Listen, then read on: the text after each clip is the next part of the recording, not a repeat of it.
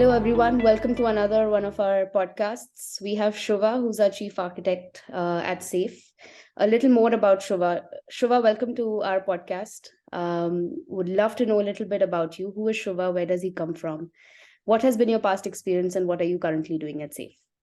Thank you, Bayal. Thank you, Bayal. I'm very excited to talk to you today here. So let me give a brief introduction about myself.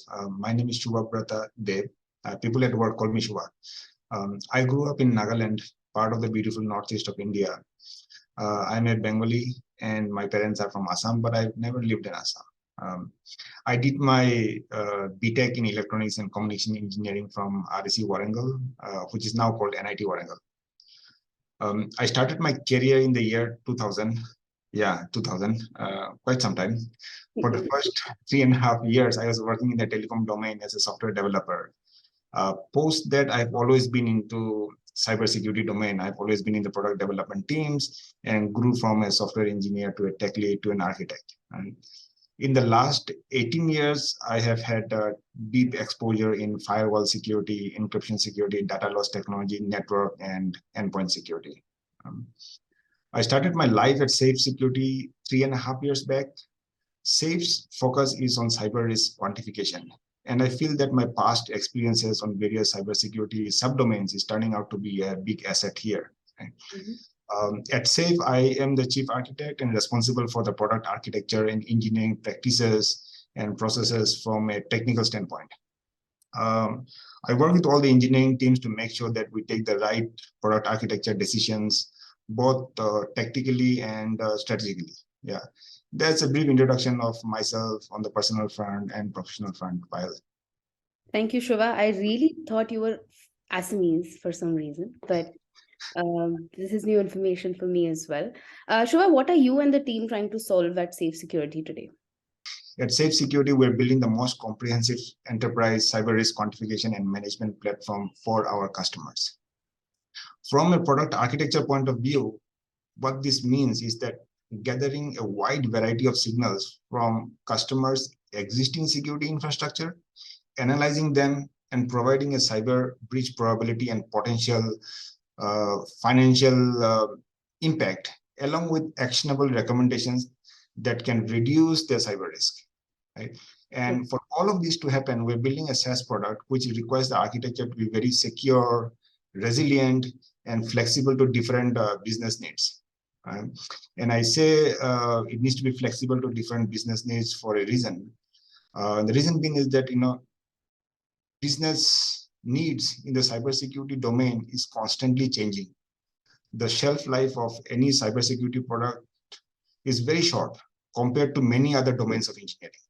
Okay. What was important 4 or 5 years back, what was the cutting edge technology a few years back is no longer cutting edge technology today in cybersecurity domain because hackers are evolving and therefore the industry is also evolving.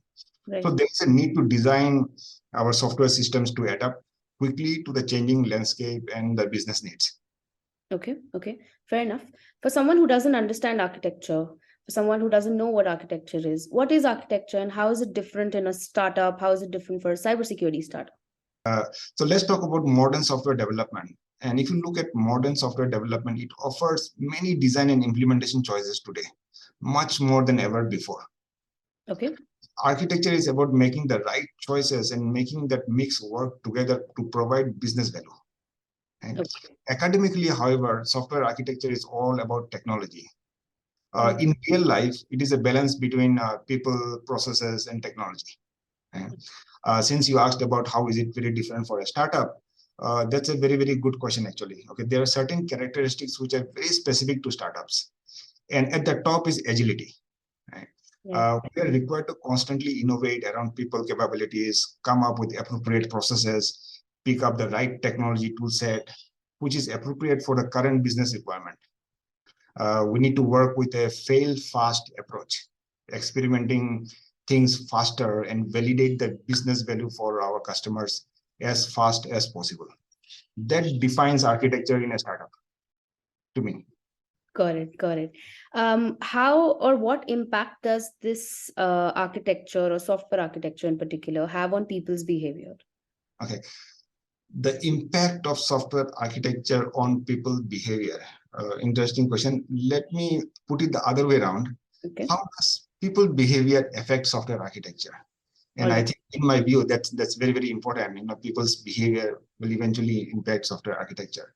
Mhm. There's a very popular and famous law called Conway's law that says any organization that designs a system will produce a design whose structure is a copy of the organization's communication structure. So let Okay. me repeat that again. Any organization that designs a system will produce a system Mhm.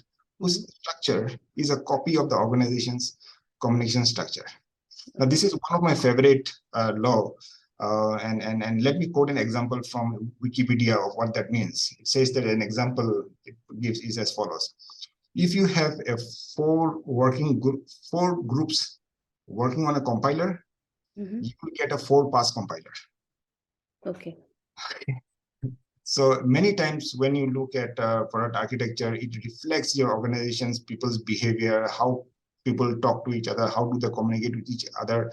They get embedded somehow in the product. So therefore, I put a lot of focus on how teams are structured and what they are working on, as it affects the software architecture and is a prime contributor to technical depth. Technical depth is not a good thing to have in product architecture, and it is because it is human beings and people who do mistakes. They contribute to product architecture. So the focus on people's behavior is very, very important. Research has shown that most bugs are not necessarily found from complex code. But Right. apart from the code being complex, number one, if the code is regularly changing, Mhm. okay, then bugs will be found. Yes. Number two, on top of that, if the code is changed by multiple authors, Correct.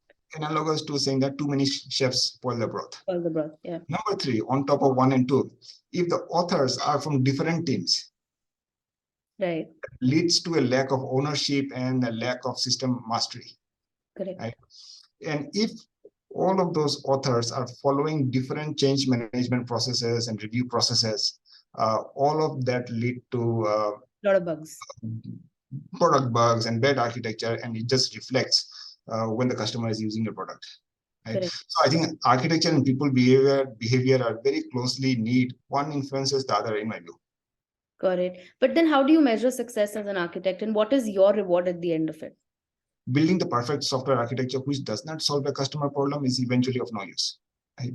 Mhm. Therefore, the things that are most rewarding to me as an architect is to see that other team members are stepping up to larger technical roles over time. That means the people who are contributing to architecture are maturing over time. Number one. Number two, the software development lifecycle processes mature over time to make life easy for everyone involved. That means the process is maturing. And finally, the software running in production is doing what it is supposed to do in a robust and resilient manner. Uh, when you see these positive changes in these three areas, people, process, and technology, is personally very, very rewarding for me. Every 6 months, every 3 months, we want to get to a stage and say that, hey, our processes has matured, the way we're developing software has matured, the product customers are getting better value. Right? Those are the things very, very rewarding for me. What does your day typically look like, Shuva? If you had to tell me what a chief architect's day looks like, what would that be? It's fun. It's fun.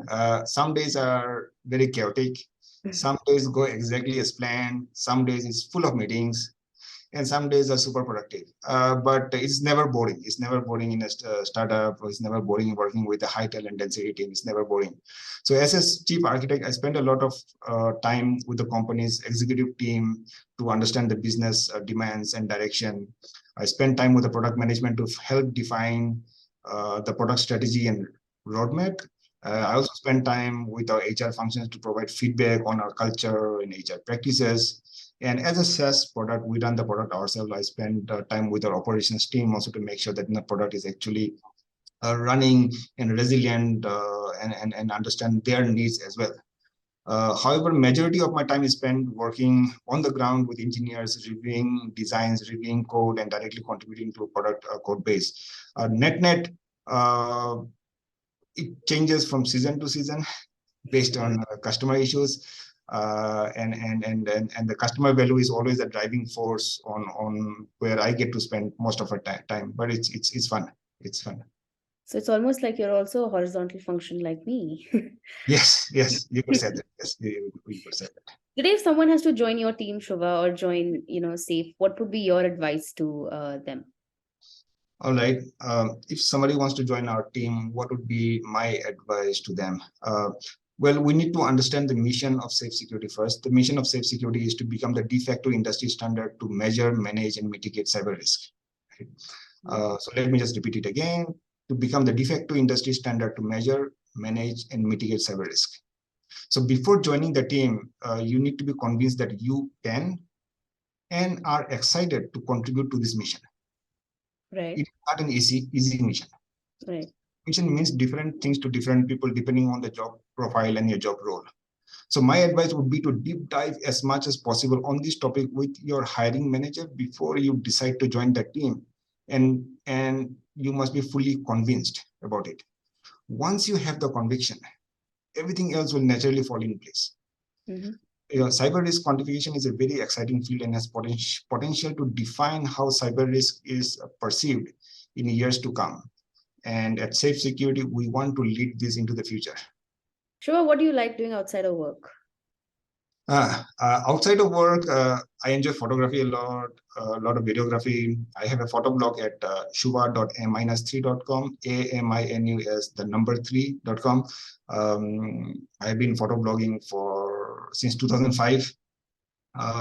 So there are a lot of pictures out there, and that will give a glimpse of my life pretty well because I kind of documented my entire life there.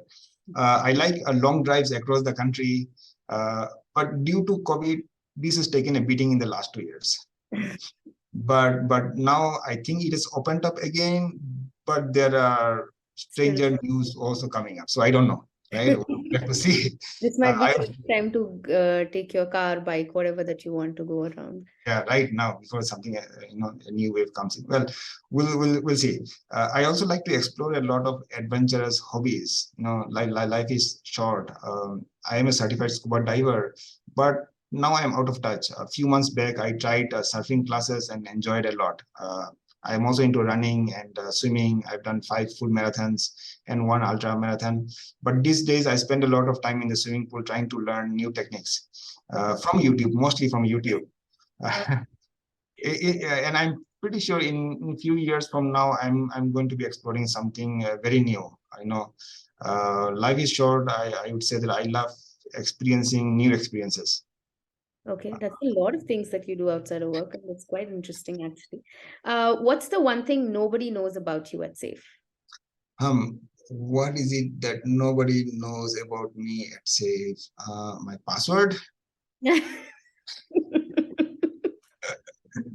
Yes, that's true. Great. Thank you so much for your time, Shuva. It was a real fun chat. For everyone else, please keep watching for more. Thank you, Payal. It was lovely talking to you today.